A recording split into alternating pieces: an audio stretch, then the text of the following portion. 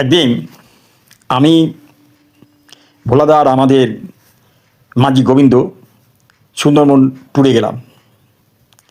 সুন্দরবন পৌঁছেই দেখি আমাদের ভোলাদা গামছা ছেড়ে বলছে, আমার নাম জানিস? আমার নামে না নদী কাঁপে আর ক্যাঁকড়ারা আমাকে দেখে স্যালুট করে। আলাম বাবা, হ্যাঁ একদম ঠিক বলেছ, একদম ঠিক। হ্যাঁ ওই জন্য দেখছিলাম তো একটা ক্যাঁকড়া এই উল্টো দিকে হাঁটছিল তোমাকে দেখে। আমাদের আবার মাঝি গোবিন্দ বলছে, হ্যাঁ ওরা তো উল্টো দিকেই হাঁটে দাদা, ওরা তো ওইভাবেই চলে। ব্যাস ভোলাদা দেখি চোখ বড় বড় করে, চুপ, এই দেখ ওইসব আমার কাছে লজিক টজিক চলবে না। আমি বুঝলি সুন্দরবনের দাদা, আমার পারমিশন নিয়ে বাঘ পর্যন্ত গড় যায়, বুঝলি।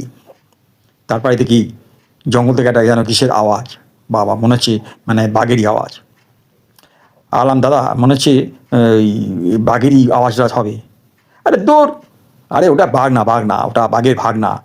ওর মনে হয়েছে গলা ব্যথা তো, ওই জন্যে। ও তখনই আমাদের দেখি মাঝি এই গোবিন্দ বলছে, দাদা তাহলে এবার নৌকা ছাড়ি, জোয়ার আসছে। ছাড়, দেখ জোয়ারও কিন্তু আমাকে টাইম দেখে আসে, বুঝলি। নৌকায় উঠতে দেখি নৌকাটা একটু মানে দুলে উঠলো। আলাম দাদা, দাদা কি গো, নৌকা তো দুলছি। আরে তোরা না সত্যি নৌকায় উঠলে তো, হ্যাঁ নৌকা তো একটু দুলবেই, ওরা জানে আমি উঠেছি, ব্যালেন্স রাখতে হবে না। তারপরে দেখলাম আবার একটু মানে একটা কিসের আওয়াজ, মনে হচ্ছে বাঘের আওয়াজ। ভোলাদা এবার মনে হচ্ছে সত্যি বাঘের আওয়াজ। ভোলাদা দেখি তাড়াতাড়ি মুখ ঢেকে বসে আছি।